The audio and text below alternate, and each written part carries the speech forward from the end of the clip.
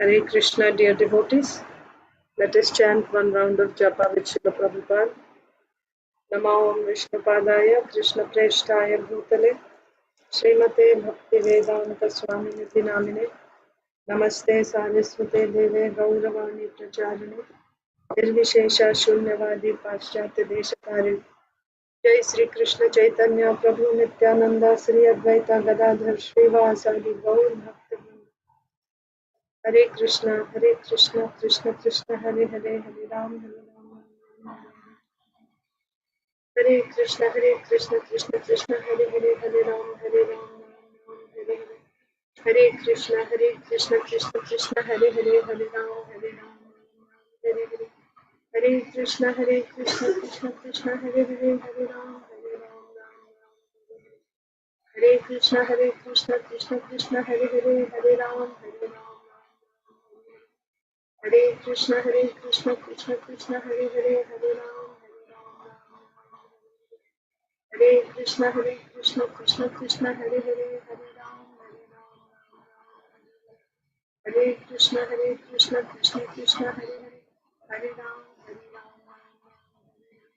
Hare Krishna, Krishna Hare Hare, Hare Ram, Hare Krishna, Krishna Hare Hare,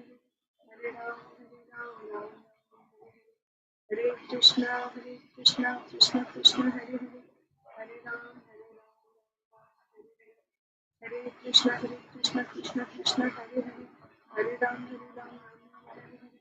Hare Krishna, Krishna Hare Hare, Hare Ram, Hare Krishna, Krishna Hare Hare, Hare Ram, Hare Krishna, Krishna Hare Hare, Hare Ram, Hare Krishna, Krishna Hare Hare, Hare Ram, Hare Krishna, Krishna Hare Hare, Hare Ram, Hare Krishna, Krishna Hare Hare, Hare Ram, Hare Krishna, Krishna Hare Hare, Hare Ram,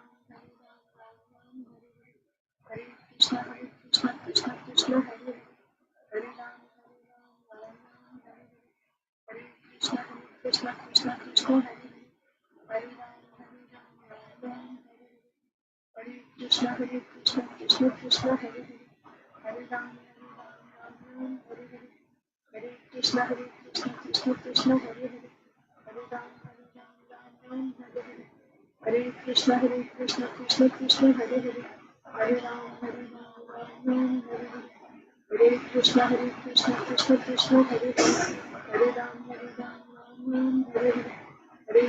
Hare Krishna, Krishna Hare Hare, Hare Ram, Hare Krishna, Krishna Hare Hare, Hare Ram, Hare Krishna, Krishna Hare Hare, Hare Ram, Hare Hare Krishna, Krishna Hare Hare, Hare Ram, Hare Krishna, Krishna Hare Hare, Hare Ram, Hare Hare Krishna, Krishna Hare Hare, Hare Ram, Hare Hare, Hare Krishna, Krishna Hare Hare, Hare Ram, Hare Hare. Hare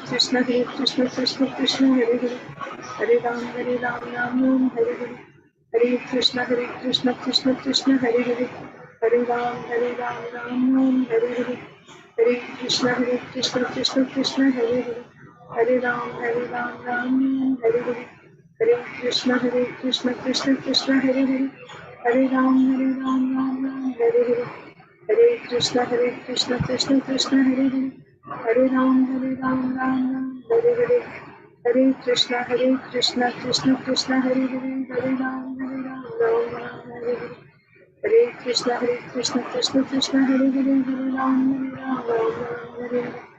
Hare Krishna, Krishna Hare Hare, Hare Ram, Hare Hare, Hare Krishna, Krishna Hare Hare, Hare Ram, Hare Hare, Hare Krishna, Krishna Hare Hare, Hare Ram, Hare Hare. Hare Krishna, Krishna Hare Hare, Hare Ram, Hare Hare. Hare Krishna, Krishna Hare Hare, Hare Ram, Ram Hare. Hare Krishna, Krishna Hare Hare, Hare Ram, Ram Hare. Hare Krishna, Krishna Hare Hare, Hare Ram, Ram Hare. Hare Krishna, Krishna Hare Hare, Hare Ram, Ram.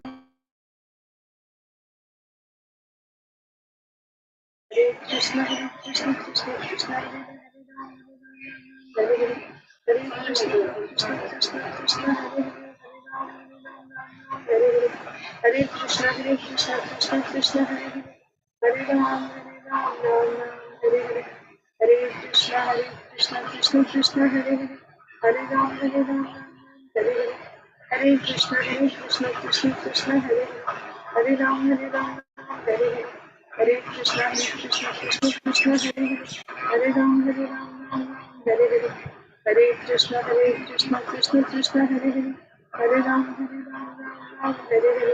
Hare Krishna, Krishna Krishna, Hare Hare,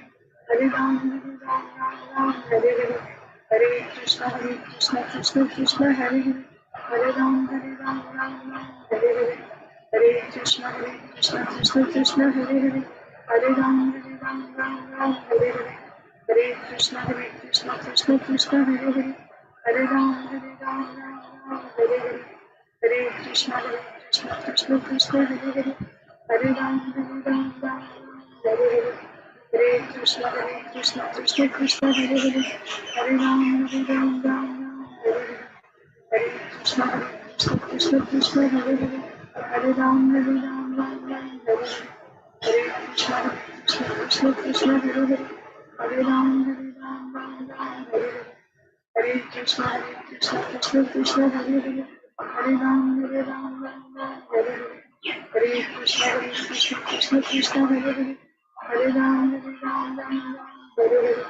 Hare Krishna, Krishna Krishna, Hare Hare, Hare Ram, Hare Hare, Hare Krishna, Krishna Krishna, Hare Hare, Hare Ram,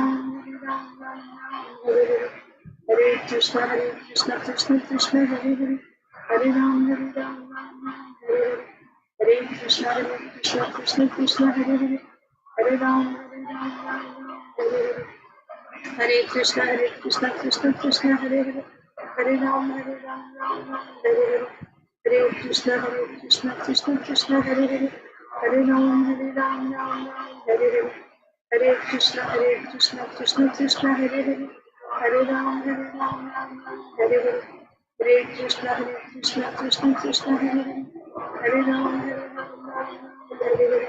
Hare Krishna, Krishna Krishna, Hare Hare, Hare Ram, Hare Hare, Hare Krishna, Krishna Krishna, Hare Hare, Hare Ram, Hare Hare, Hare Krishna, Krishna Hare Hare,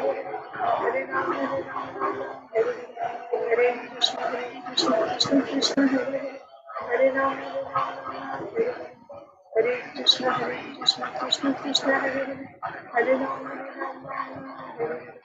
Hare Krishna, Krishna Hare Hare, Hare Ram, Hare Krishna, Krishna Hare Hare, Hare Ram, Hare Hare, Hare Krishna, Krishna Hare Hare, Hare Ram,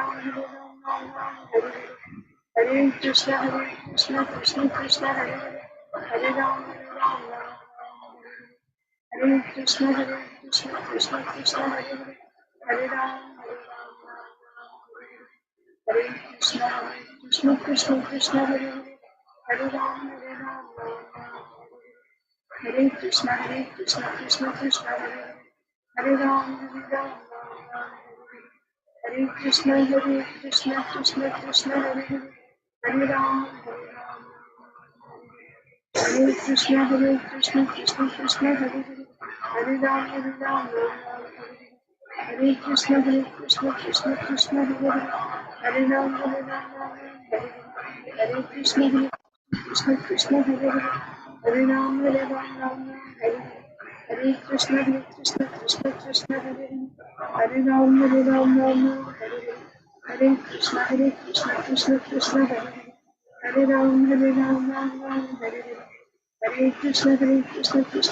Hare Hare, Hare Ram, Hare Hare, Hare Krishna, Krishna Hare Hare, Hare Ram, Hare Hare Hare, Hare Krishna, Krishna Hare Hare, Hare Ram, Hare Hare Hare,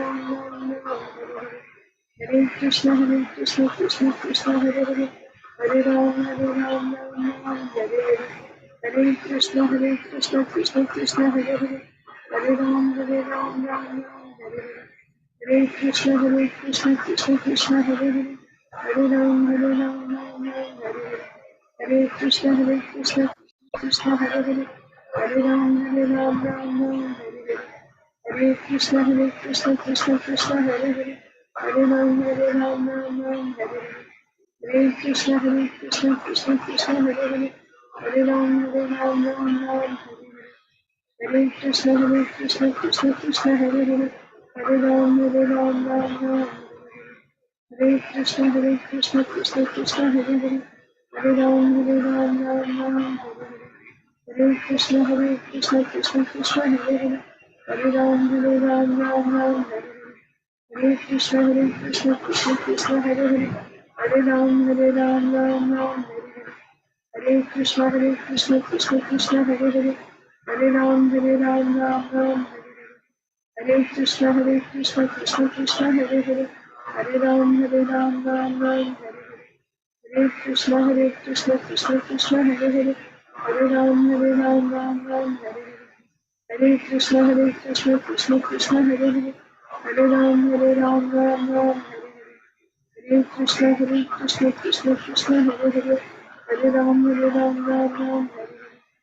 Krishna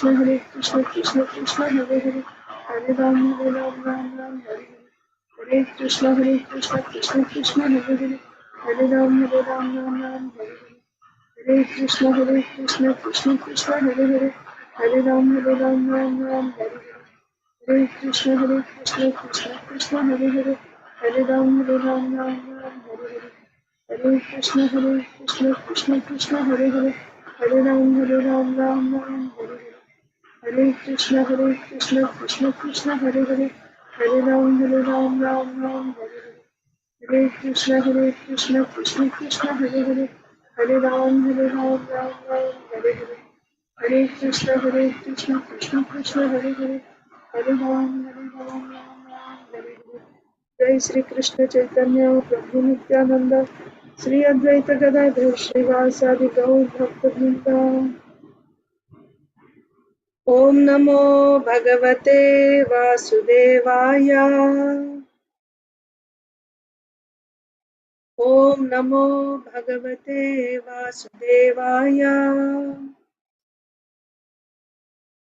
ओम नमो भगवते वासुदेवाय।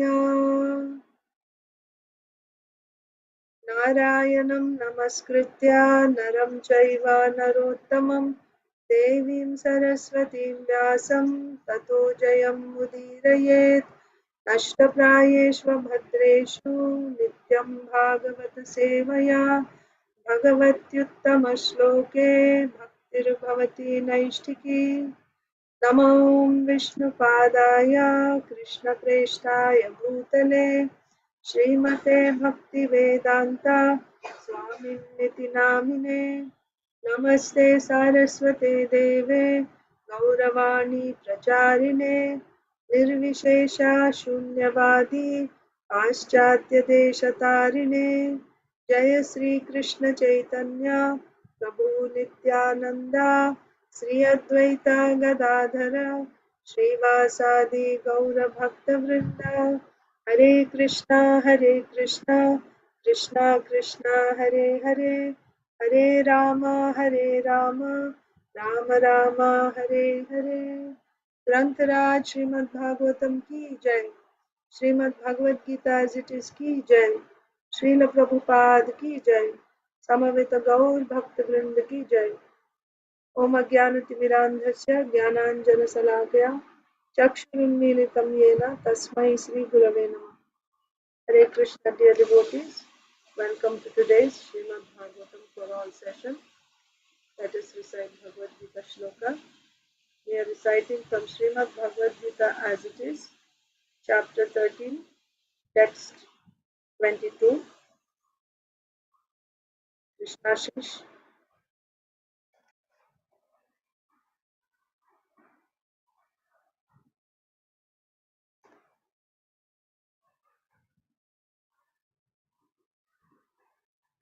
पुरुष प्रकृतिस्थो हि भुङ्क्ते प्रकृतिगमगणां कारणं गुणसङ्गस्य सरसज्ञोनिजन्मसु. Following entertain material nature, thus follows the ways of life, enjoying the good modes of nature. This is due to his association with that material nature. Thus he reached good and evil among various species. Madhava, पुरुषः प्रकृतिस्थो हि भुङ्क्ते प्रकृतिसर्वनां कारणं गुणसङ्गस्य सरसद्योनिजन्मसु. Allowing entity in material nature, this follows the ways of life, enjoying the three modes of nature. This is due to his association with that material nature. Thus he means when good and evil of various species. Isha, पुरुषः प्रकृतिस्थो हि भुङ्क्ते प्रकृतिजान् कारणं गुणसङ्गस्य सरसद्योनिजन्मसु. The living entity in material nature thus follows the ways of life, enjoying the three modes of nature. This is due to his association with that material nature. Thus he meets with good and evil among various species. Priya, meanwhile I'll recite. Bhagavad Gita, chapter 13, text 22. Purushaha prakritisto hi bhunte prakritijan gunan karanam gunasangosya sadasad yoni janmasu. The living entity in material nature thus follows the ways of life, enjoying the three modes of nature. This is due to his association with that material nature. Thus he meets with good and evil among various species. Rasapriya, you're going to recite? Okay, so let's just go to Srimad Bhagavatam now. We are reading from Srimad Bhagavatam, Canto 9, chapter 23. Actually, we completed chapter 22, which was entitled The Descendants of Ajamila. Now we started chapter 23, The Descendants of King Yayati. So we just read the first verse yesterday. So it's called, the chapter is entitled The Dynasties of the Sons of Yayati. So we'll just begin. We read the summary yesterday and text 1. So Sukadev Goswami said, Anu, the fourth son of Yayati, had three sons named Sabhanara, Chakshu and Pareshnu. O king, from Sabhanara came a son named Kalanara, and from Kalanara came a son named Srinjaya. So once again, just a quick recap. Maharaj Yayati had 5 sons, right? From his 2 wives, Devyani and Sharmishta. So what are the names of the 5 sons? There is Yadu, there is Durvasu, Anu, Uru, and who's the other one? Druhyu.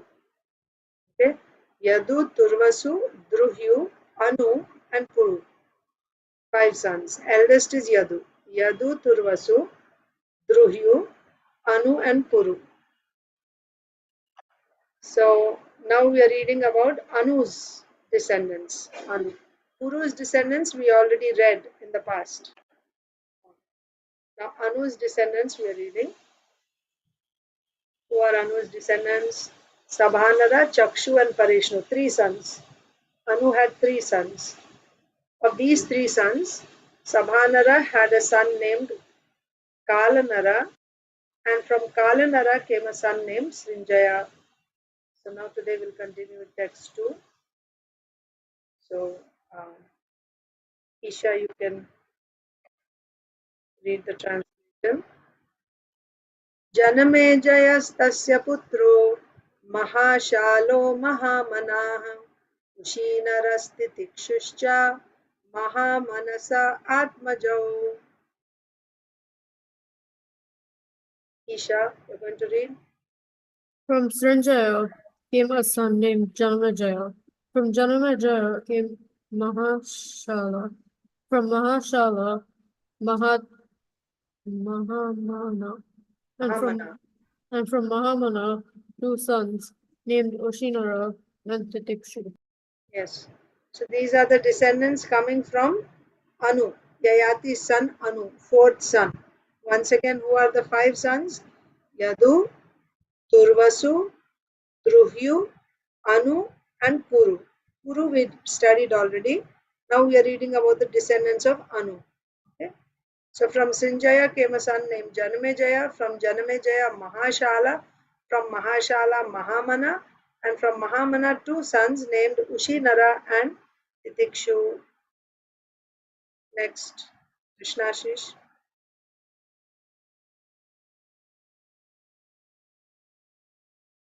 शिबिरवरः कृमिर्दक्षश् चत्वारोऽशीनरात्मजाः वृषादर्भः सुधीरश्च मद्रः Kekaya आत्मवान् शिवेश्चत्वार एवासंस् तितिक्षोश्च वृषद्रथः ततो होमोऽथ सुतपा बलिः सुतपसोऽभवत्. The four sons of Ushinara were Shibi, Vara, Rimi, and Daksha. And from Shibi again came four sons named Vrishadharva, Sudhira, Madra, and Atmatattva with Kekaya. The son of Titikshu was Vrushadratha. From Vrushadratha came Homa. From Homa, Sutapa. And from Sutapa, Bali. Yeah, of course, this Bali is not Bali, the grandson of Prahlad Maharaj. This is different. But these are the descendants coming from Anu. Okay, so Ushinara had four sons: Shibi, Vara, Krimi, and Daksha. Of the four sons, Shibi also had four sons: Vrishadarbha, Sudhira, Madra, and Atmatattva Kekaya. So two sons, right? One was Ushinara and the other was Titikshu. So Ushinara had four sons and then Shibi had four sons. Now Ushinara's brother Titikshu had a son called Rushadratha. From Rushadratha came Homa, from Homa Sutapa, and from Sutapa Bali. Madhava. Angavangakalingadhyaha Suhmapundraudra Sangitaha Jagire Dirghatamaso Baleh Kshetre Mahikshitaha.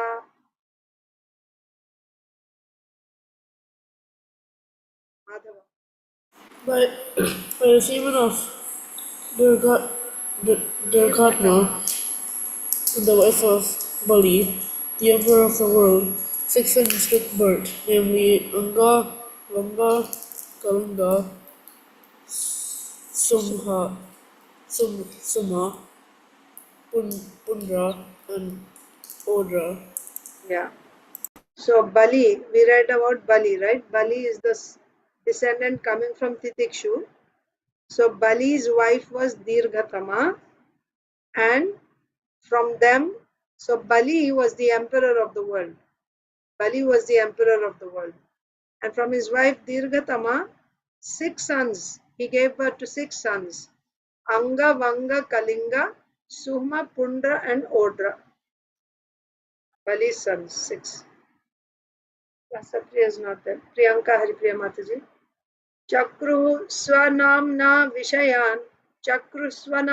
Vishayan Shad Iman Prachya Kamschate Khalapano Jagye Tasmad Divirathastataha.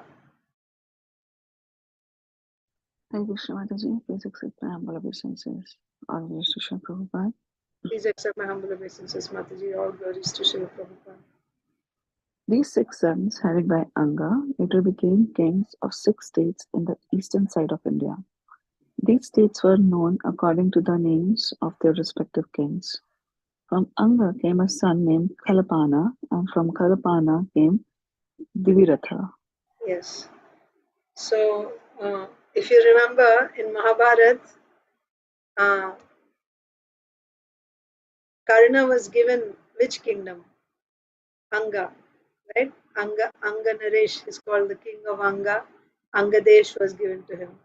And also we will see in Bhagavatam when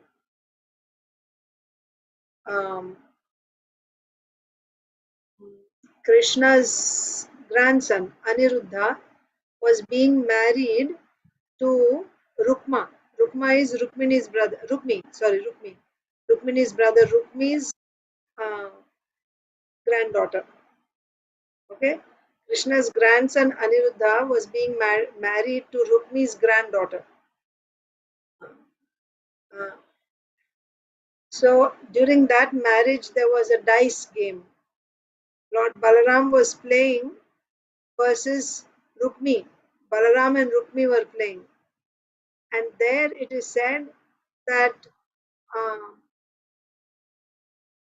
Balaram fairly won the match, the gambling match, but Rukmi claimed, no, you didn't win, I won. So 3 times he cheated Balaram, and every time he cheated Balaram, Rukmi's friend, the king of Kalinga, it is said, he was showing his teeth and laughing. So after 3 times, Lord Balaram got angry, and actually there was Akashvani that said, Rukmi, you're cheating. Actually, Balaram won the match. You're lying, like that. In spite of that, he kept saying that he won. So Lord Balaram got angry and he started, he just took his club and killed Rukmi. And the friend, king of Kalinga, who was showing his teeth, Balaramji broke his teeth because he was showing his teeth. I'm just saying that these names, Kalinga, Anga, Vanga, these are all familiar names. This is just one example I'm giving, but several times, even in recent history, we come across, the states of Kalinga, like that. So, where are these names coming from? These are the names of the 6 sons of Bali. Anga, Vanga, Kalinga, like that. So all 6 states. So there were 6 states that were named after these 6 sons. The 6 sons were headed by Anga, and they became kings of these 6 states. Where in Eastern India. So like Eastern India would be West Bengal, right? Assam, like that. Eastern India. So these 6 states are found in Eastern India, and they were known according to the names of their kings. So now continuation of the descent. So from Bali there were 6 sons. First one was Anga. Now Anga's son is Khalapana, and Khalapana's son is Diviratha. We are still reading about the dynasty of Anu. Anu, the 4th son of Maharaj Yayati. Next.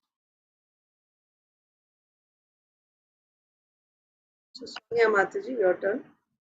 सुतो धर्मरथो यस्य यज्ञे चित्ररथो प्रजाः रोमपादा इति ख्यातस्तस्मै दशरथः सखा शान्तां स्वकन्यां प्रायच्छत् ऋष्यशृङ्ग उवाहयां देवे वर्षति यं राम आनिन्युर्हरिणीसुतम् नाट्यसङ्गीतवादित्रैर्बिभ्रमालिङ्गनार्हणैः स तु राज्ञो न पत्यस्य निरूप्येष्टिं मरुत्वते प्रजाम् अदाद् दशरथो येन लेभे प्रजाः चतुरङ्गो रोमपादात् पृथुलाक्षस्तु तत्सुतः. Sonia Mataji. Hare Krishna Mataji, please accept my humble obeisances. All glories to Srila Prabhupada. Please accept my humble obeisances, Mataji. All glories to Srila Prabhupada. From Diviratha came a son named Dharmaratha, and his son was Chitraratha, who was celebrated as Romapada. Romapada, however, was without issue, and therefore his friend Maharaja Dasaratha gave him his own daughter named Shanta. Romapada accepted her as his daughter and thereafter she married Ras- Rishyashringa. Rishyashringa. When the demigod from the heavenly planets failed to shower rain, Rishyashringa was appointed the priest for performing sacrifice after being brought from the forest by the allurement of prostitute who danced, staged a theoretical Theatrical. performance, Theatrical performances. theoretical performances accompanied by the music and embraced and worshipped him. After Yashasringa came, the rain fell. Thereafter, Yashasringa performed a son-giving sacrifice on behalf of Maharaja Dasaratha, who had no issue, and then Maharaj Dasaratha had sons from Romapada by the mercy of Rishyashringa. Chaturanga was born, and from Chaturanga came Prithu Laksha. Yeah. Thank you, Mataji. Hare Krishna. So we are reading about the descendants from Anu, the fourth son of Yayati. So in that line, we saw Bali had 6 sons, and of the 6 sons, the first one is Anga. So in the descent, in the descendants of Anga, we saw Diviratha. Then Diviratha's son is Dharmaratha. Dharmaratha's son Chitraratha. Chitraratha's another name is Romapada. He is famous as Romapada. So there is a story about Romapada that we find in Ramayana. Romapad Maharaj had no children. He had no children. He was a friend of Dasharath Maharaj. Dasharath Maharaj also had no sons, but he had one daughter, Shanta. Because his friend Romapada had no children, no sons, or no children, Dasharath Maharaj, out of affection for his friend, gave his daughter Shanta to Rompad Maharaj. That means Rompad Maharaj adopted Shanta as his own daughter.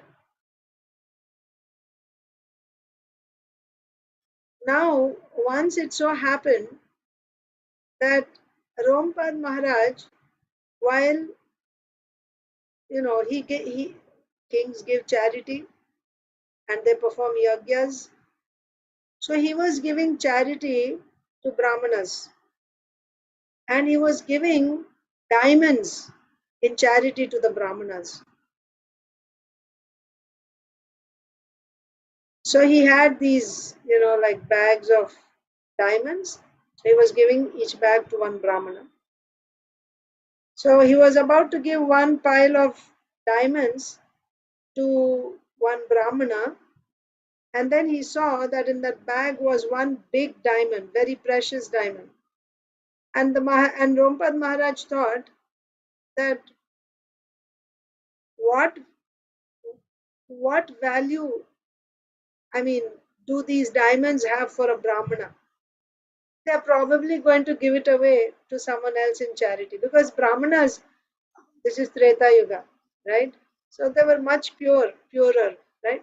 So the Brahmanas, what use do they have for diamonds? They're simple, but this is the system, this is dharma to give charity. Brahmanas, right, accept charity. That is their dana pratigraha. So they accept, pratigraha means they accept, and they also give away in charity because they live by the principle of simple living and high thinking. They only keep what they need for their sustenance for that day, actually, not even for the next day. That's why they go begging every day. So this Brahmana, what need does he have? And this is such a valuable diamond. This should be with the king.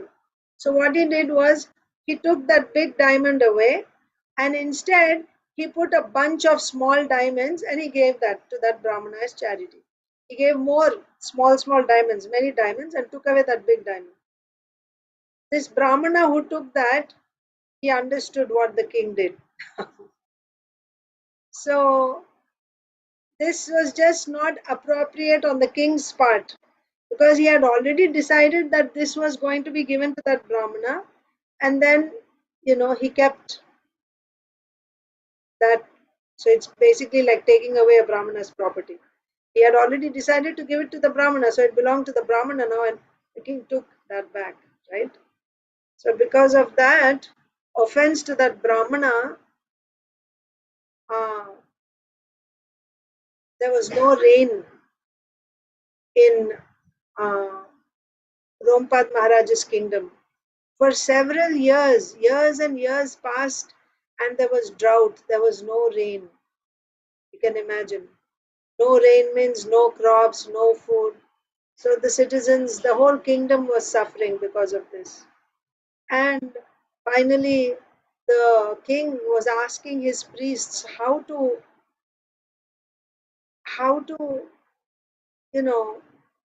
overcome this offense, how to bring rains once again. So they said, a very pure Brahmana, right? When he steps on your land, somebody who has never associated with women and who's very, very pure in heart, such a Brahmana, when he steps on your land, then you will get rains. Where to find such a Brahmana? They even specifically said, what is the name of Rishishringa's father? You remember? Vibandaka? Is that his name? Rishishringa's father? Isha, you remember? Yeah, it is Vibandaka. Yeah. Yeah. So, Rishishringa, so they said Rishishringa, if he steps on your land, then there will be rains. But it was not easy to bring Rishishringa to Maharaja Rompad's kingdom. So he is the descendant of Anga, King Anga. So that kingdom is Angadesh, right? Rompad Maharaj is the king of Anga. It's not easy to bring him there. Why? That's another story. Rishishringa is the son of a great sage, Vibandaka. Vibandaka once, he was performing tapasya, and this was long before he had Rishishringa. Long before he was performing tapasya, and as it always happens, Lord Indra sent uh, one apsara to Vibandaka to allure him so that he will release his semen and he will lose his power, because Indra was afraid that if he becomes very powerful, then he will take Indra's post. So this apsara came to Vibandaka, and seeing that apsara, like she acted like she was in love with him and all that. And once, by seeing her when he discharged, then she took off. What happened was, uh, so this semen was collected because it was very powerful. You see, the sages who are so powerful, this is their energy. It is said that brahmacharis, Naishtika brahmacharis, instead of releasing their semen, they raise it higher and higher. And when it comes to their brain, that power, all that power, that's why they have such good memory. And, that's what they're supposed to do. Those who are Naishtika brahmacharis, not releasing their semen. So, what I'm trying to say is, when someone is a brahmachari, a celibate, then that energy is also very, very powerful.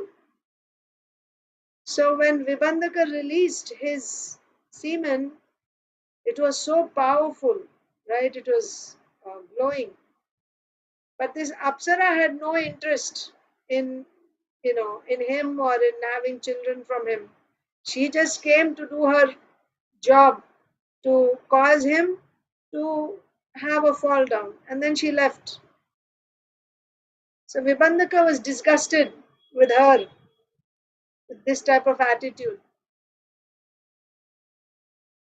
So this semen was put in a deer's body, a female deer, and that deer eventually gave birth to a human baby. This human baby was extremely beautiful, right? Such a great rishi and apsara's combination, given birth by a deer. But he had little deer ears. He had deer ears. So that's why his name became Rishyashringa. He was a human baby with deer ears. And one second. Now he was a sage. Vibandaka was a sage, and he had no experience of raising children, what to speak of babies, right? Raising babies, little babies, feeding them, changing diapers, and so on. He had no experience of all this. He was not at all happy with this Apsara, you know. She just left the baby behind. So anyway, he kept the baby with him. Then he stayed for some time with his brother. So his brother was, I believe, even he was in the heavenly planets, celestial regions. So Vibandaka was staying with his brother, but his brother's wife didn't like Vibandaka staying with them, with the baby. So she always gave him a very hard time. So once again, Vibandaka had such a bad experience. So finally he came to the conclusion, living with women is too much trouble. So he decided that he didn't want his son to ever see the face of any female in his life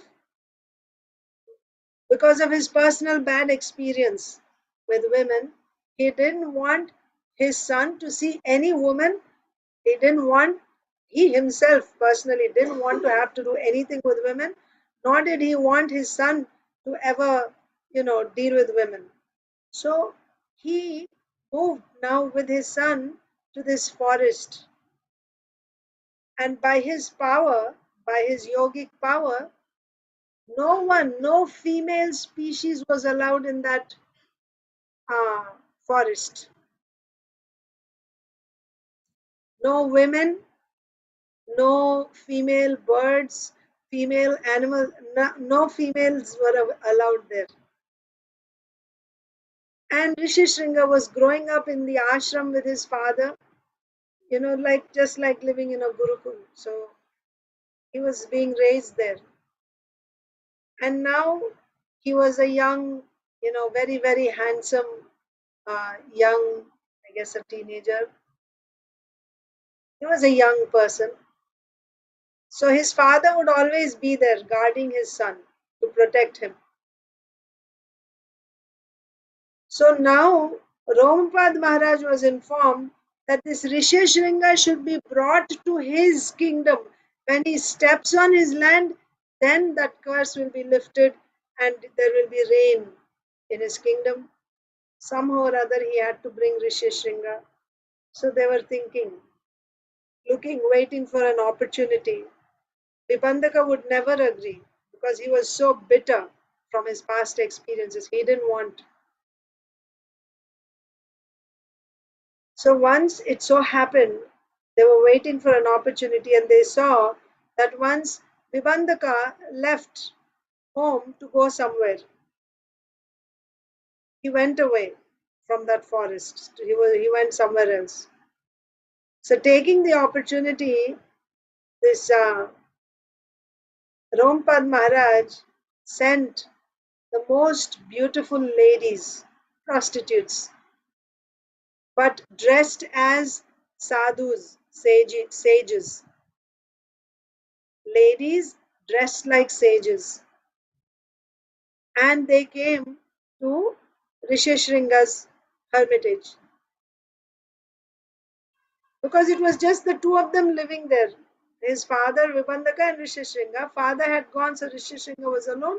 Of course, sometimes they would have visiting sages, sadhus coming, and they go away.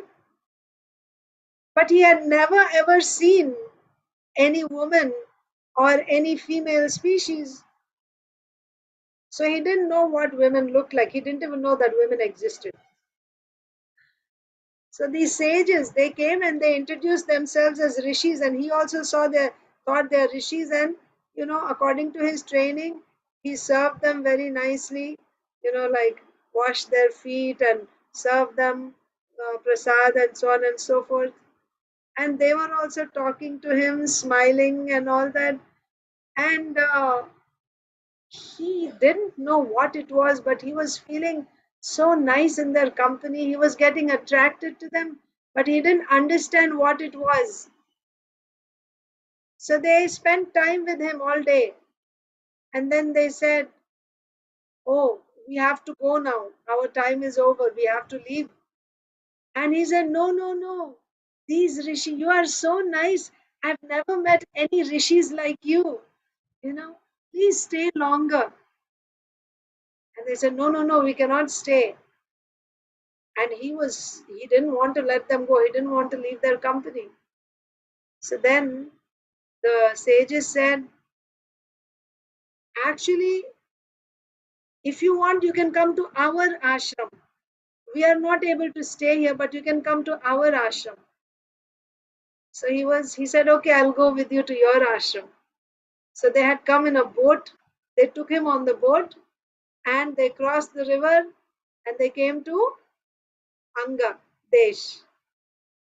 And then as soon as Rishishringa stepped down and stepped on the land of Anga, rains fell.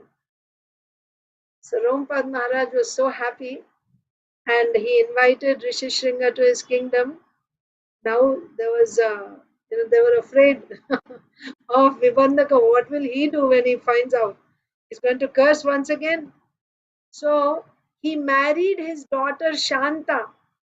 Shanta, whom he had adopted from Dasharath Maharaj, he married her to Rishishringa. So now, when Vibandaka found out about what happened, he was angry and he would have cursed.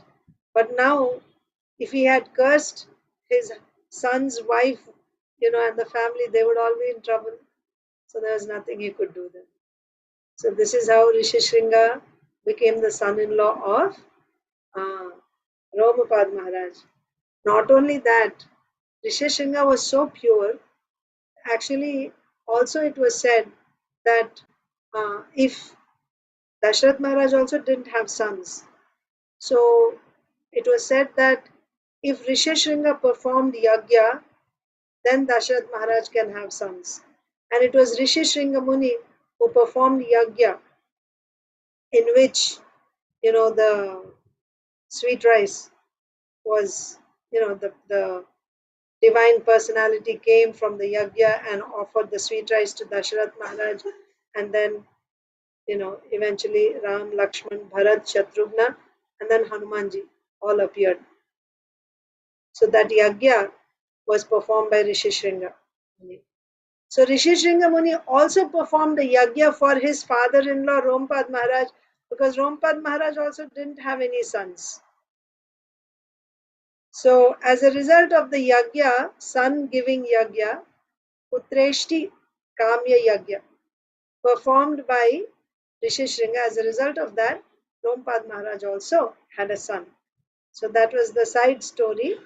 So coming back to our descent, dynasty, so we are reading about Maharaj Yayati's, the dynasties coming from Maharaj Yayati.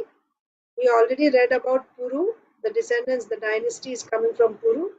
Now we are reading about the fourth son Anu. So in that line we saw Bali had 6 sons, and of the 6 sons, first is Anga. And Anga's descendants we saw uh, Romapad. He was Chitraratha, also famous as Romapad. So this Romapad had no sons, but his son-in-law Rishishringa performed a yagya. As a result, he got a son. So now we'll continue the lineage, the dynasty. I'm just reading it again. From Diviratha came a son named Dharmaratha. His son was Chitraratha, who was celebrated as Romapad. Romapad, however, was without issue, and therefore his friend Maharaj Dashrath gave him his own daughter named Shanta. Romapad accepted her as his daughter, and thereafter she married Rishishringa. When the demigods from the heavenly planets failed to shower rain, Rishishringa was appointed the priest for performing a sacrifice after being brought from the forest by the allurement of prostitutes who danced, staged theatrical performances accompanied by music, and embraced and worshipped him. After Rishishringa came, the rain fell. Thereafter, Rishishringa performed a sun-giving sacrifice on behalf of Maharaj Dashrath, who had no issue, and then Maharaj Dashrath had sons. From Rompad, by the mercy of Rishishringa, Chaturanga was born, and from Chaturanga, Prithulaksha. So now where are we in the line of descendants? We are at Prithulaksha. Chaturanga's son, Prithulaksha. So now, Saujanya Mataji. Brihadratho Brihatkarma Brihadbhanuscha Tatsutaha Adyad Brihanmanas Tasmaj Jayadratha Udahritaha.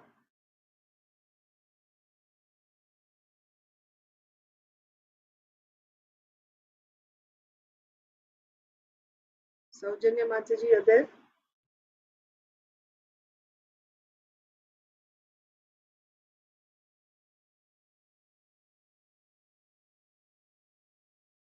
Okay, Isha. Mataji, I can read. Sir. Yes, Mataji, go ahead.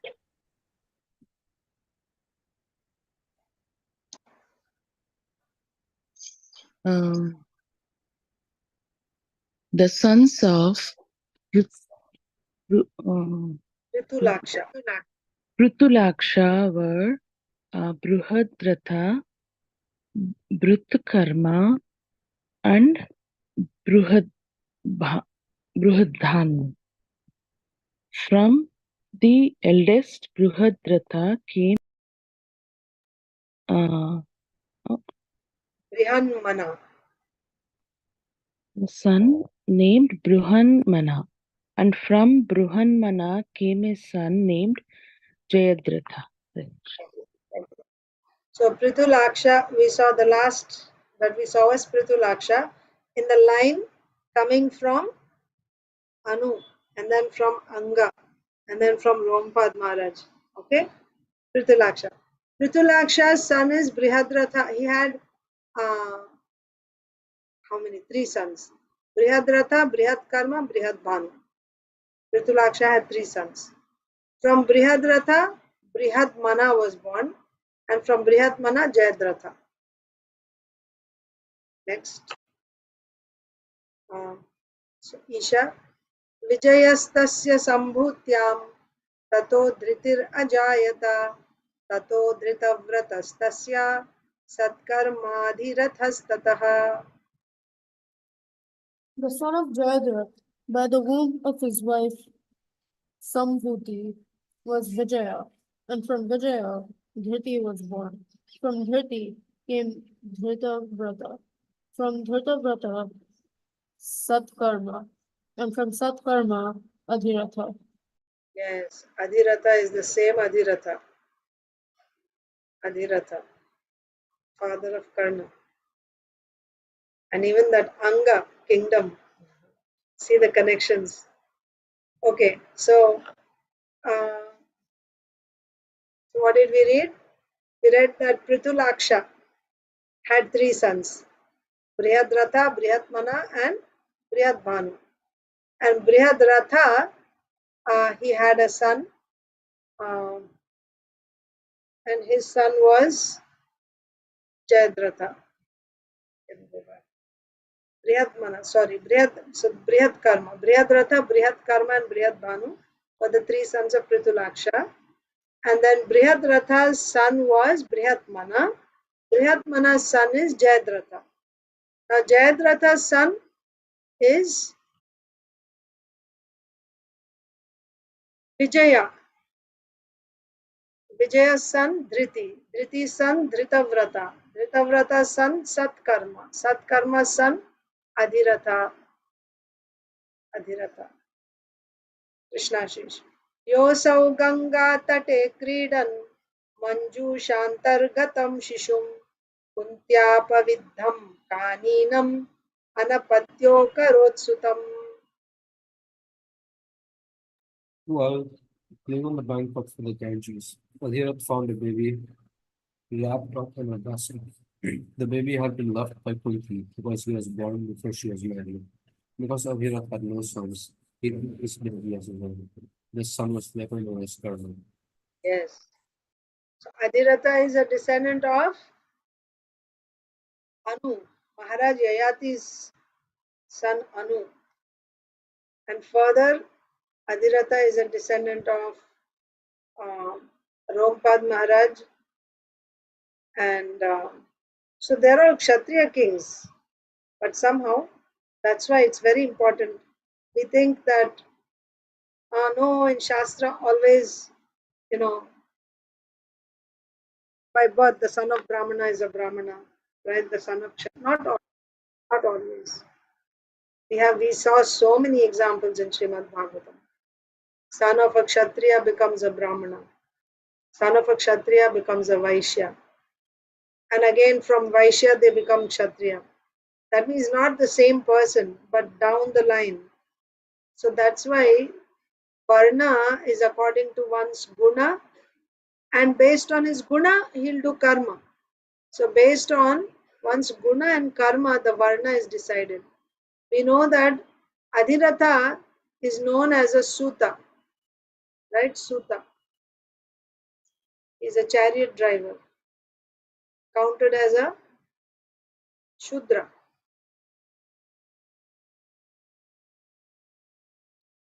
So this Adhiratha, who was actually a descendant of Rompad Maharaj, so even to be more specific, he was coming in the line of Brihadratha, Pritulaksha's son Brihadratha.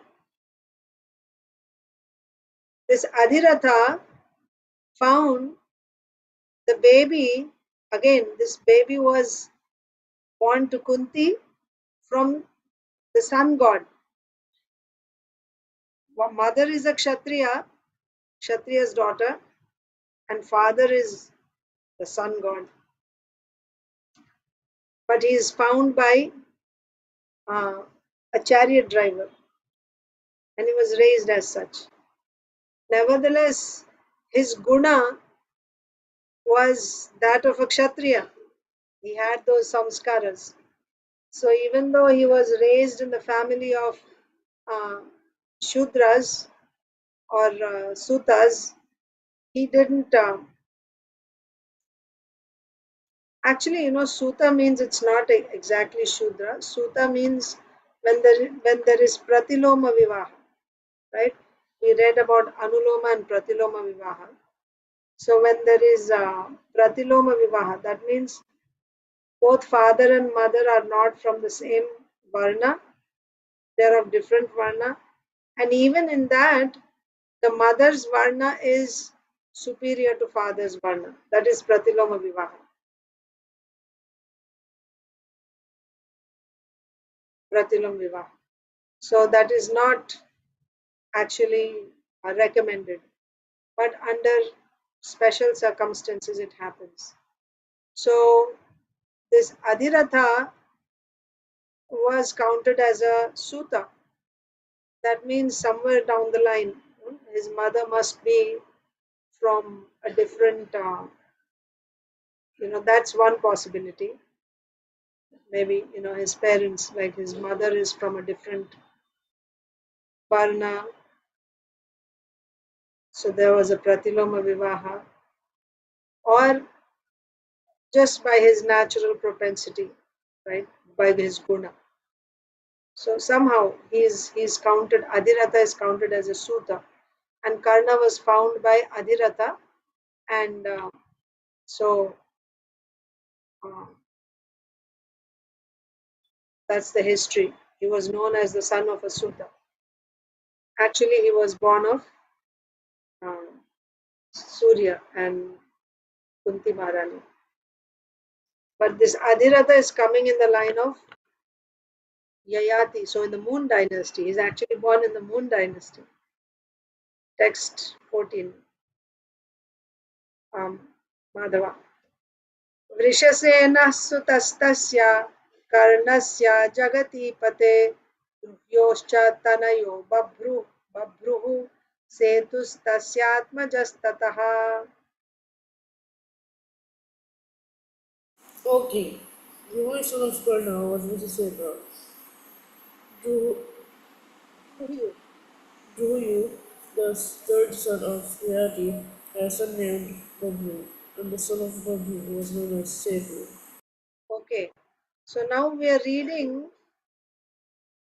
Where did we end Anu's dynasty with Vrishasena? We read, of course, just like we saw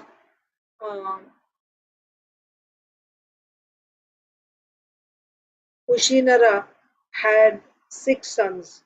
We only read about one son, right? One son's descendants. So others also may have had, but we are reading about the prominent names that should be understood. So here, while reading the dynasty coming from Anu, we ended with Adhiratha's son Karna. Karna had only one son, Rishasena. So that was the last we read about Anu's dynasty. Now next, so Puru is over, Anu is over. Now we are going to read about Druhyu, the 5 sons of Maharaj Yayati. So Puru was done before we finished Anu now. Now we are going to read about Druhyu, and 2 more will be remaining. Druhyu, then we'll have Durvasu and Yadu. Now Druhyu. Druhyu, the 3rd son of Yayati, had a son named Babru, and the son of Babru was known as Setu. Okay, next, Rasapriya is not here, so Sonia Mataji can read. आरब्धस्तस्य गान्धारस्तस्य धर्मस्ततो धृतः धृतस्य दुर्मदस्तस्मात् प्राचेतसः शतम्. The son of Setu was Arabdha. Arabdha's son was Gandhara, and Gandhara's son was Dharma. Dharma's son was Dhruta. Dhruta's son was Duramada, and Duramada's son was Pracheta, who had 100 sons. Pracheta, who had 100 sons. So these are different. The Prachetas that we read in the 4th canto, that's different. Pracheta's son is Daksha. And Prachetas are born of Prachina Bari, right? 10 Prachetas. There are 10. They call the Prachetas. This is different. Okay, so now we are reading Druhyu's dynasty from Druhyu. So then we saw Setu, Setu's son Arabdha, Arabdha's son Gandhara, Gandhara's son Dharma, Dharma's son Dhrita, Dhrita's son Durmada, Durmada's son Pracheta. This Pracheta had 100 sons. Priyanka Haripriya Mataji.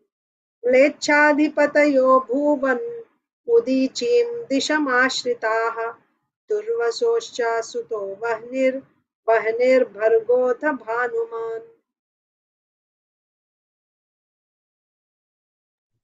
The Prachetas, the son of Pracheta, occupied the northern side of India, which was devoid of Vedic civilization, and became kings there. Yayati's 2nd son was Turvasu. The son of Turvasu was Vahni, the son of Vahni Bharga, the son of Bharga, Bhanuman. Yeah. So what did we read from Durvasu? Right? We came up to Pracheta. Pracheta had 100 sons, and these 100 sons of Pracheta are called Prachetas. Okay? Pracheta is the son, and he had 100 sons. They are called Prachetas, plural. The Prachetas occupied the northern side of India. So we saw the eastern side was occupied by the 6 sons of Kushinara. Remember? So the Prachetas occupied the northern side of India, which was devoid of Vedic civilization, and became kings there. The Prachetas became the kings. So in the northern side, there was no Vedic civilization, and the Prachetas became the kings. This is, so where did we end Durvasu's dynasty? With the 100 sons of Prachetas, who ruled the northern side, the northern kingdom, the northern side of India. There was no Vedic civilization, but they became kings. That means they brought Vedic civilization, isn't it? They became the kings there. Who are they? The Prachetas. Now next, we read about Puru, 5 sons of Yayati. Puru, Anu, Durvasu. Now we are going to read about Durvasu. Sorry, Druhyu, not Durvasu. We read about Druhyu. Now we are going to read about Turvasu. Yayati's second son was Turvasu. The son of Turvasu was Vahini. The son of Vahini was Bharga. The son of Bharga was Bhanuman. So, Nilambri Radha Mataji, I didn't see you. Sorry. Go ahead, Mataji. You read. Tribhanusttatsutośyapi Karandhama Udaradhi Marutastatsuto Putra Putram Pauravam Anvabhut. Hare Krishna Mataji, Dandavat Pranam, Jai Srila Prabhupada. The son of Bhanuman was Tribhanu, and his son was the magnanimous Karanadhama. Karandhama's son was Maruta, who had no sons, and who therefore adopted a son of the Puru dynasty, Maharaja Dushmanta, as his own. Thank you, Mataji. Thank you. Hare Krishna. So we were reading Puru's dynasty before this. In Puru's dynasty, we saw Bharat Maharaj's dynasty. Then we saw Ajamida's dynasty. All that was coming in Puru dynasty. So within Puru dynasty is Maharaj Dushmanta. Maharaj Dushmanta is the father of, whose father is Maharaj Dushmanta?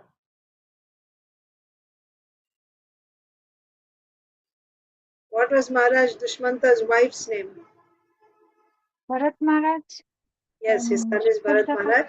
Shakuntala is the wife. Yes, thank you, Mataji. So that Dushmanta Maharaj, who was actually born in Puru dynasty.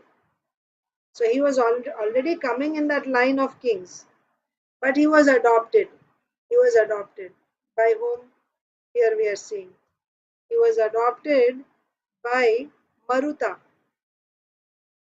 Okay. So Maruta is coming in which line? So Puru is also Yayati's son. In that dynasty came Dushmanta, Maharaj Dushmanta. And Maruta is coming in the line of Turvasu, who's also a son of Yayati. They're all one big family after so many generations. So because Maruta had no sons, he adopted Dushmanta as his son. Okay. So now again, this is the dynasty of Turvasu. So Bhanuman's son is Tribhanu. Tribhanu's son is the magnanimous Karandhama. Karandhama's son is Maruta, and Maruta adopted Dushmanta from Puru dynasty. Why he adopted? Because he had no sons. So next, Saujanya Mataji. Dushmantah sa punarbheje swavamsham rajya kamukaha yayate jyeshta putrasya yador vamsham nararshabha वर्णयामि महापुण्यं सर्वपापाहरं नृणां यदोर्वंशं नरः श्रुत्वा सर्वपापैः प्रमुच्यते. Maharaj Dushmanta, desiring to occupy the throne, returned to his original dynasty, the Puru dynasty. Even though he had accepted Maruta as his father, O Maharaj Parikshit, let me now describe the dynasty of Yadu. The eldest son of Maharaj Yayati, This description is supremely pious, and it vanquishes the reactions of sinful activities in human society. Simply by hearing this description, one is freed from all sinful reactions. Hare Krishna. Yes. So this is what we were waiting for. This is the whole purpose of describing not only this chapter, but this is the purpose of describing all the previous chapters and cantos that we read so far, because this description is going to lead to the 10th canto. It's going to lead to the appearance of Krishna and Balaram, Lord Krishna. And then the 10th canto will start. So what is Sukadev Goswami saying? Okay, so pay attention here. 1 second, Mataji, I'll take your question. So Maharaj Dushmanta was adopted by Maruta. Yes, Maharaj Dushmanta is from Puru dynasty. Maruta is from Durvasu's dynasty. And Maruta adopted Dushmanta because Maruta had no sons. But Maharaj Dushmanta, desiring to occupy the throne, returned to his original dynasty, the Puru dynasty, even though he had accepted Maruta as his father. So, if he had remained in Puru dynasty, he was going to become the king. But because Maruta adopted him, he wouldn't be able to occupy the throne which he was entitled to. So even though he accepted Maruta as his father, he returned to his original dynasty, Puru dynasty, and he became the king there, Maharaj Dushmanta. Okay, and we know that his son Maharaj Bharat was the emperor of the whole planet. In fact, yeah, that's all. Oh Maharaj Parikshit, let me now describe. So that thus far we have described or discussed the dynasties coming from the 4 sons of Yayati. Puru, we discussed the dynasties coming from Puru, from Anu, from Druhyu, and from Turvasu. Now we are going to discuss the dynasties coming from Yadu, the eldest son of Maharaj Yayati.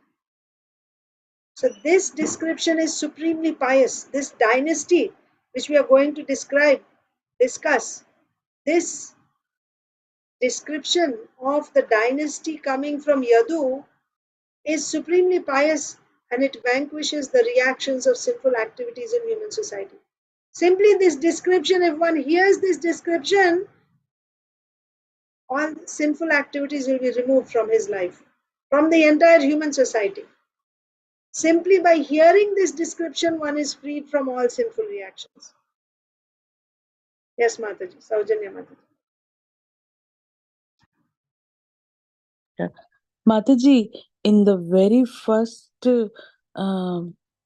canto, when all the sages asked questions, one of the question was why Krishna was born from Devaki was there. So I know at that time they kind of touched on the answer, but Sukadev Goswami, maybe this is the final answer for that question. I don't know. Actually, those 6 questions are answered throughout Srimad Bhagavatam. Yes, Especially, yes. yeah. So, yeah, yes, Mataji. And also the pastimes, right? We want to hear Avatara Katha, the pastimes of various avatars. That comes throughout. You can say it is described in the 3rd chapter, the list of all avatars is given. The list is given, and in one line, the activities of that avatar is mentioned. But actually, the details come throughout Srimad Bhagavatam. So similarly, and also the pastimes of Krishna, right? How he, hiding his identity, he acted like a human being. Krishna and Balaram, they performed activities. So all that is coming here in the 10th canto. So the answers to those 6 questions, especially about the avatars and about Krishna's pastimes, they are going to come throughout Srimad Bhagavatam. So yes, this 10th canto is also answering. And why Krishna was born from Devaki Vasudeva and Devi. Vasudha? So for that, the direct answer is now it will start it. I don't know. I'm just. Yeah, yeah, Okay. yes. 10th canto. So we will stop Srimad Bhagavatam reading here. Let's read Bhagavad Gita and Leelamrita. We will begin from the first person tomorrow. We ended with Saujanya Mataji. So we will begin our most supremely auspicious description from tomorrow. And soon we'll be starting the 10th canto. We'll try to read taking help from Krishna book. Srimad Bhagavad Gita as it is, chapter 2, text 3. Please repeat. Klaibyam asmagamah नैतत्त्वय्युपपद्यते क्षुद्रं हृदय दौर्बल्यं त्यक्तोत्तिष्ठा परन्तप. O son of Pritha, do not yield to this degrading importance. It does not become you. Give up such petty weakness of heart and arise, O chastiser of the enemy. So you remember the sequence? Arjun didn't want to fight. He cast away his weapons and he said, I'm not going to fight. And he was feeling so much compassion that he was practically crying, right? He was out of his compassion, right? His eyes were full of tears. So, seeing the condition of Arjun, Krishna begins to speak. First thing Krishna said was, where did such impurities come in you? So yesterday we discussed that such behavior is not expected from an advanced person like a Kshatriya, Brahmana, right, or Vaishya, Dvijas. We don't expect this type of behavior from an Aryan. An Aryan can behave like this, right? So then there also Srila Prabhupada explained, because why Krishna is saying this? You are a Kshatriya. Kshatriya dharma is to fight, and now you are refusing to fight. You are moving away. You are going away from your dharma. Not doing one's dharma is not Aryan's behavior, whether out of fear or whatever reason it may be. So the benefit of doing dharma is you'll come to the mode of goodness, and by coming to the mode of goodness, you're becoming purified, and you can actually realize that you're not this body but you're a spirit soul. Mode of goodness produces spiritual knowledge. So therefore you should do your duty. These are the progressive class of people who do their dharma. This type of behavior is not expected from you, like that Krishna said yesterday we read. That's what Krishna said. And now in today's verse, Klaibyam. Klaibyam means what? Now Krishna is using strong words. Klaibyam means napunsak. So napunsak, right?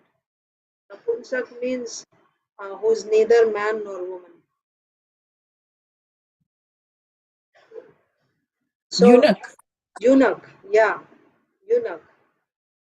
So this Napunsak or eunuch, they don't have, they are not potent to produce children. They cannot produce children. They are impotent. Even though they may look like, their body may be like that of a man, but they are not potent. They cannot produce children. To call someone Napunsak, it's an insult. What to speak of a Kshatriya warrior, and that to Arjun, who was the best warrior on the planet at the time.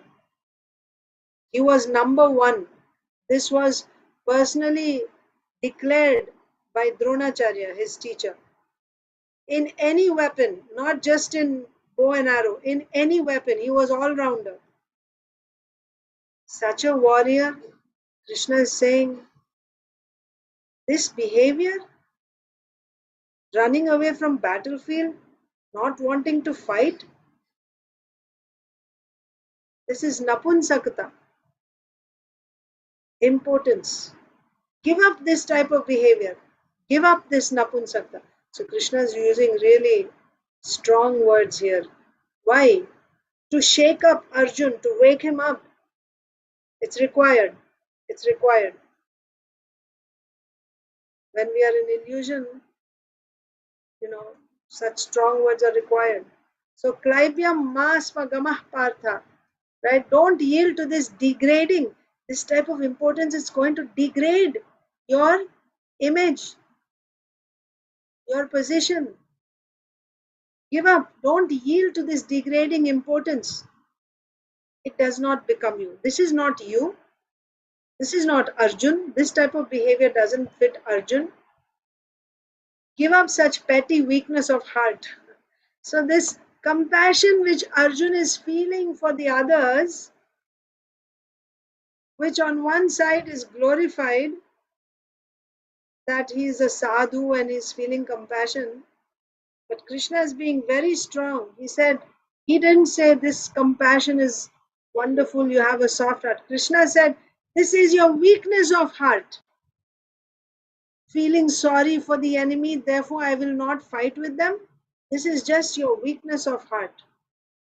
You're feeling weak. A Kshatriya must be strong in battle. He shouldn't be weak. Krishna is saying, give up this weakness, petty weakness. Or not just weakness, petty, right? Very insignificant, useless, worthless. You don't gain anything with this weakness. Give up such petty weakness of heart. Tyaktva, give it up. Uttishta, get up, stand up. Parantapa, parantapa means one who gives great pain to the enemies. Tapa, tap, right? He gives great pain to the enemies in battle. You are actually a great warrior. Fight with the enemy, defeat the enemy. Get up and fight. This type of behavior is Napunsakta, like that Krishna is saying. O son of Pritha, do not yield to this degrading importance, it does not become you. Give up such petty weakness of heart and arise, O chastiser of the enemy. Srila Prabhupada's purport. Arjun was addressed as the son of Pritha. Okay. Partha, right? Klaibhyam Masma Gamaha Partha. Partha means son of Pritha. Pritha means Kunti. Who's Kunti? Vasudev's sister. Who is Vasudev? Krishna's father. So Kunti is Krishna's aunt. Hua, right? Father's sister. Krishna's father's sister is Kunti or Pritha. And her son is Arjun. So Arjun is related to Krishna. So this type of behavior cannot be expected from a relative of Krishna. Krishna, the Supreme Personality of Godhead. Being a cousin brother of Krishna, this type of behavior, it's not expected. So much meaning is there in simply addressing Arjuna as Partha. So Arjun was addressed as the son of Pritha, who happened to be the sister of Krishna's father Vasudeva. Therefore Arjun had a blood relationship with Krishna. If the son of a Kshatriya declines to fight, he is a Kshatriya in name only. Just like you have Brahma Bandhu. Brahma Bandhu means someone who's born as a Brahmana, but he's actually not a Brahmana. That means he doesn't have the qualities of a Brahmana. He just has the title of a Brahmana. When you take birth from a Brahmana father, you'll get the surname of a Brahmana, like Shastri or Dvivedi, Trivedi, Chaturvedi, Bhattacharya, like that. You get a surname of your father. But in reality, you don't have the quality of Brahmana, nor do you work like a Brahmana. Then you are not called a Brahmana, even though you may have the title. You're called a relative of a Brahmana. Brahma Bandhu. Similarly, Kshatriyas also have their titles like Singh and Raj, like that. So anyone who's a Kshatriya, who has the title of a Kshatriya, but he doesn't have the quality of a Kshatriya. Kshatriya means brave heart, right? Many qualities are there, Kshatriyas, we read in Bhagavad Gita. Right? He's very, very charitable. Important thing is he doesn't run away from battle. Yuddhe chapalayanam. He does not run away from battlefield. He's very chivalrous. And also he has this Ishvara Bhava. That means he is the controller. Right? He's the controller. He maintains others. These are the qualities of a Kshatriya. If somebody does not have these qualities, but he has the title of a Kshatriya because he's born to a Kshatriya father, then he's not a Kshatriya. He's a Kshatra Bandhu, a relative of a Kshatriya. Just like Brahma Bandhu, there is also Kshatra Bandhu. So Srila Prabhupada is saying in this purport that if the son of a Kshatriya declines to fight, he is a Kshatriya in name only. And if the son of a Brahmana acts impiously, he is a Brahmana in name only. Such Kshatriyas and Brahmanas, can turn on the light. Such Kshatriyas and Brahmanas are unworthy sons of their fathers. Therefore, Krishna did not want Arjun to become an unworthy son of a Kshatriya. If Arjun didn't fight in this battlefield, and if he left, then Arjun would be known as a Kshatra Bandhu. Krishna couldn't stand seeing that, Arjun being called as a Kshatra Bandhu. Krishna didn't want that. So, Krishna did not want Arjun to become an unworthy son of a Kshatriya. Arjun was the most intimate friend of Krishna, and Krishna was directly guiding him on the chariot. But in spite of all these credits, if Arjun abandoned the battle, he would be committing an infamous act. Therefore, Krishna said that such an attitude in Arjun did not fit his personality. Yes. What fame does Arjun have? Right? This one act would ruin all his fame, his name, his glory. Everything would be, turned to dust. Mitti mein mila dena, as they say, right? This one act would just spoil everything, all that he did so far. And Krishna could not stand and see that. Therefore, Krishna said that such an attitude in Arjun did not fit his personality. Arjun might argue that he would give up the battle on the grounds of his magnanimous attitude for the most respectable Bhishma and his relatives. Right? Arjun is now arguing from scriptures only he can argue. No, they are such exalted persons, Bhishma and other relatives, and out of my, big heart, right? I'm not going to fight with them. But Krishna considered that sort of magnanimity, that big heart, Krishna considered it to be, it's not a big heart, it's just mere weakness of heart. Such false magnanimity was not approved by any authority. Therefore, such magnanimity or so-called non-violence should be given up by persons like Arjun under the direct guidance of Krishna. So-called non-violence. So whatever we do, we shouldn't come up with our own philosophy, our own theory. No, that's not approved. It has to be approved by Shastra, by Guru and Sadhu. Non-violence is good for Brahmanas, not for Kshatriyas. If you want to rule, you cannot be non-violent. You are standing in the battlefield, and if you talk about non-violence, it will look ludicrous. It will be like a joke there.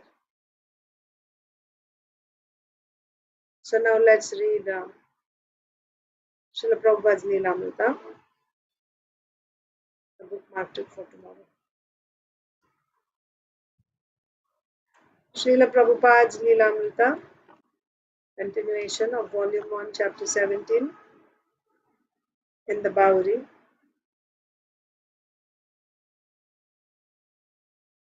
Yes, so Srila Prabhupada's lecture was about whatever your mind tells you, right? Just forget everything. Simply you do what Krishna is asking you to do, and that is called surrender. So, giving the example of Arjun, Arjun's mind was saying, no, no, I should not fight. But Krishna is saying, you fight. So, if Arjun, disregarding what his mind is saying, if he simply accepted what Krishna said, that is surrender. This Prabhupada is speaking to his audience in the Bauri. So, the audience was having a problem. What was the problem? At that time, America was going into the Vietnam War. And the citizens of America didn't approve this, the Vietnam War. But here Swamiji is saying, even though Arjun didn't like war, he should still fight because Krishna is approving it. That means even though we don't approve it, we have some reservations against this war, we should still fight. They are not able to accept this. They are not able to accept this. So Srila Prabhupada still stuck to his ground. When Krishna says something, you must do it. But did Krishna say that you should have this Vietnam War? So Vietnam War is a totally different thing. In the case of the Battle of Kurukshetra, Krishna was personally present and he was personally instructing Arjun to fight. The conditions are not the same. But still the audience was not satisfied with that much. They wanted the relevance of whatever Srila Prabhupada is teaching them about accepting Krishna's instruction and the war that happened 5,000 years ago, how that was valid, that's okay. But what is the relevance of what you're teaching in today's situation? We are facing a war. How should we accept this war? Tell me who remembers the answer to this question. What did Srila Prabhupada say? What is the relevance of what Srila Prabhupada was teaching to the current situation of the Vietnam War? What did Srila Prabhupada say? Anyone remembers from yesterday? Yes, Sonia Mataji. Mataji, it was a karmic reaction that they have to go through. Very good. So, can you explain a little bit more? It's a karmic reaction. So, what is karmic reaction? The war is karmic reaction. Yeah, it's a collective karmas of everybody. They have Yes. done the sinful activities, so they have to go through this suffering. So, what is the relevance of what Srila Prabhupada is teaching to them?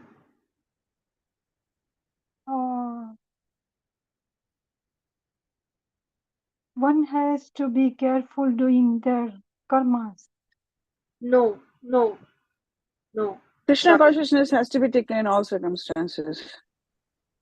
No? Yes, but connection. What is the connection? Relevance. The war, what Sonia Mataji said, you connect that with what you're saying. She said it is collective karma. This war is karma.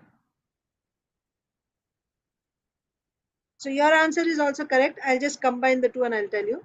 So Srila Prabhupada said that what you're seeing now, this war, is just a part of your karmic reaction. This war is just a collective karma, right? It's a reaction of collective karma. It's just a part of the karma. And you have so much more that you're supposed to suffer. How are you going to overcome all this suffering? You are trying to solve this war, you are trying to stop this war, right? By, yes, Mataji, by uh, by having some peace, some truce or some discussions. You're trying to mitigate this war, but the karma will come back to you this way or that way. But if you surrender to Krishna wholesale, all your karma is removed. How? Krishna assures you, Sarva Dharman Parityajya Mamekam Sharanam Braja Aham Tvam Sarva Papebhyo. All your sins will be squared off. That means no war, no coronavirus, no problems, nothing. If you did not surrender to Krishna, what to speak of this war? So many more will come, because we are all carrying so much karma, so many sinful activities we have done and we are still doing, and we have to suffer all this. So this is the relevance of what this is most relevant, Srila Prabhupada said. In fact, this is the only relevant uh, thing in the present situation. All the other solutions which you are trying to come up with to solve the problems of the world today, they are not going to solve. The only thing that is going to work is when you surrender to Krishna. So that's what Srila Prabhupada was saying. So that is the relevance. Let's go back. So, yeah. So in answer to that, Srila Prabhupada said that, okay, that we finished.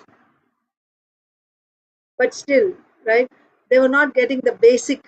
The audience was pretty, we also saw what type of audience. They would, all night long, they would have, taken intoxication and played somewhere or something. And then in the morning, they would come and sit to hear the class.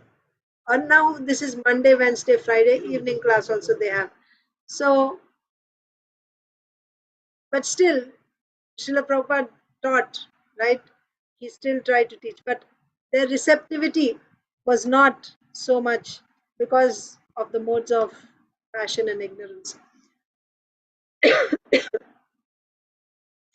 It's not the basic teaching his audience is having difficulty with, it's the example. Prabhupada has deliberately handed his audience a volatile analogy. He hasn't come to join their peace movement. Prabhupada didn't come to join their peace movement. And he doesn't accept their short sighted concept of peace. He confronts them. It is better to fight in Krishna consciousness than to live in a so called peace. It is better to fight in Krishna consciousness, like Arjuna is advised, than to live in a so called peace devoid of God realization. So that means God realization, Krishna consciousness is important, whether you fight or not fight. If without fighting you are not even having Krishna consciousness, that is not required. You should rather fight in Krishna consciousness. You should not sacrifice Krishna consciousness. Yes, the example is hard for them to accept. It makes them think, and if they do accept, then they might come near to understanding the absolute. Now, Srila Prabhupada is saying, is it very difficult dovetailing our consciousness with supreme consciousness? Not at all. Not at all. No sane man will say, oh, it is not possible. So again, Maharaj is saying, Satswarup Maharaj, he isn't suggesting that to dovetail with the supreme consciousness, they will have to go fight in Vietnam. That's not what Srila Prabhupada is saying. When Prabhupada said Arjuna has to fight, Srila Prabhupada was not suggesting all of you should now participate in Vietnam War. That was not his message. Or perform some other horrible act on behalf of God. No, that's not what he was suggesting. He knows that spiritual life will have to be more attractive than material life, or his audience will never take to it. Right? So even though it may be like Arjun was ordered to fight, but if Srila Prabhupada told such new people, now you have to go and fight. They may not find it attractive, right? So the spiritual life has to be more attractive than the material life that they were living. Otherwise, they wouldn't take to spiritual life. So he wants to bring the theme of dovetailing with the Supreme Consciousness down to something practical. What they're doing, how to dovetail that with the Supreme Consciousness, right? So he wants to bring the theme of dovetailing with the Supreme Consciousness down to something practical, something all attractive and beautiful, something anyone could do and would want to do. He wants to encourage them by saying that they can do their own thing, but for Krishna. So all these were musicians, right? So he allowed them to play their various musical instruments, but in Hare Krishna Kirtan, only musical instruments was not allowed. But accompanying the chanting of the Hare Krishna Mahamantra was approved. So what is Srila Prabhupada doing? Trying to dovetail what they were already doing, dovetailing that with Krishna consciousness. Because if he told them, stop doing all this and all of you become pujaris, they wouldn't take it right away. They wouldn't take it. Right? So this is the expert preacher. Arjun, after all, was a lifetime warrior. Krishna didn't ask him to give up his work. Right? Krishna didn't say, Arjun, now you give up this and you become a sannyasi. No. Krishna didn't ask him to give up his work, but to do it for the Supreme. So Prabhupada is asking the same of his audience, and they can begin with something as simple as offering their food to God. So they're all eating food. Now offer that food to God before you eat. As simple as that. Again, Srila Prabhupada is saying, well, this we'll read tomorrow because we are already over time today. Thank you all, dear devotees. Hare Krishna. All of you have a wonderful day in Krishna consciousness. It's a weekend, still all of you join. I'm grateful for that. Thank you. Hare Krishna. Thank you, Mataji. Hare Krishna. Thank you, Mataji. Hare Krishna.